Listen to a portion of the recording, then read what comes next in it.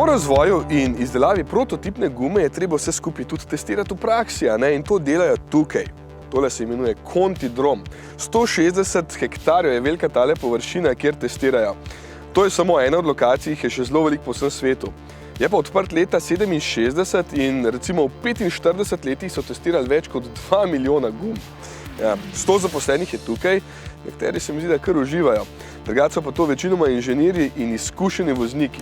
Zvedel sem tudi to, da 1 do 2 leti traja razvoj s posamezno znamko, ko je treba narediti fine tuning za njihov avto in razviti tudi gumo za njihov avto. Tako da ja, tukaj se to dogaja in danes bomo mi tudi kakšne stvari od teh preizkusili.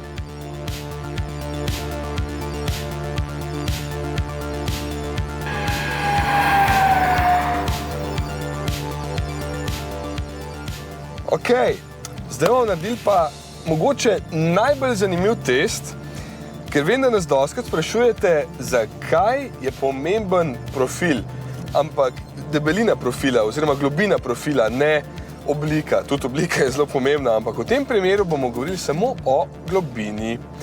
Za začetek imam Premium Contact 6 z 1,6 mm. Pa da vidimo, kakšna bo zavorna pot pri približno.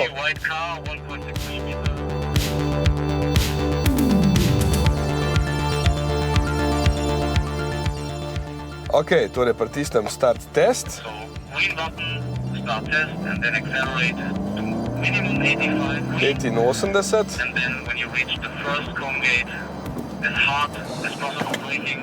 In zaviram na polno. Ok, 37 metrov. Še enkrat.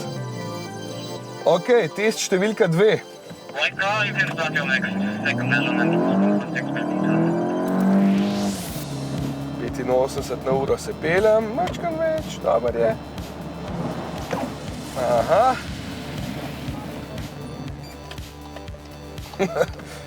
38 je poprečna. Dober. Ok, drugi avto, 3 mm profila. To je že ono, ki je kar v redu, tako priporočajo, da je vsaj toliko. Če bo kaj razlike.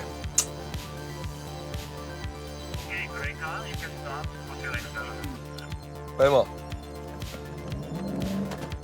Aha.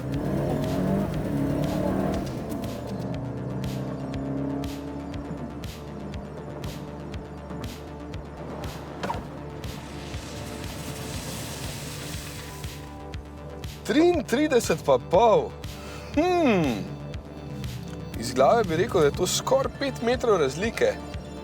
In to pri 1,4 mm profila več.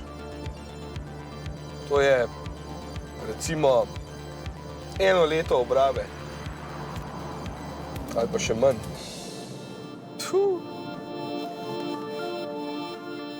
Še drugi test. –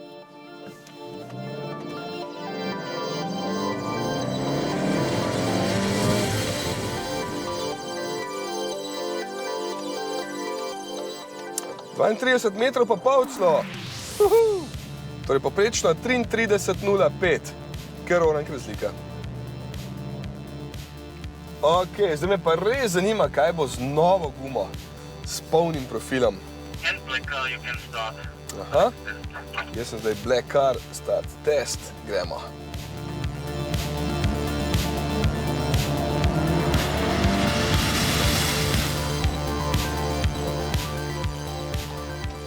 –30 metrov, 18 centimetrov.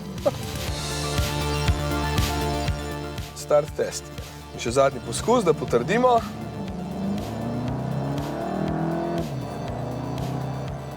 85 na uro. Zdaj. Evo ga, 30. V bistvu sem celo pod 30 metrov dosegel. Zdaj pa, če pogledamo, koliko sem 1,6 mm, kar je seveda zakonsko dovoljeno, več kot 7 metrov. To je več kot dolžina avtomobila in to samo zaradi starosti gume. Oziroma obrave gume. Ja, mojem sem zdaj vse dokazal. Ok, res da je bila to meritev v mokrem, ampak kdaj pa pride do najhujših situacij, če ne v mokrem, a ne?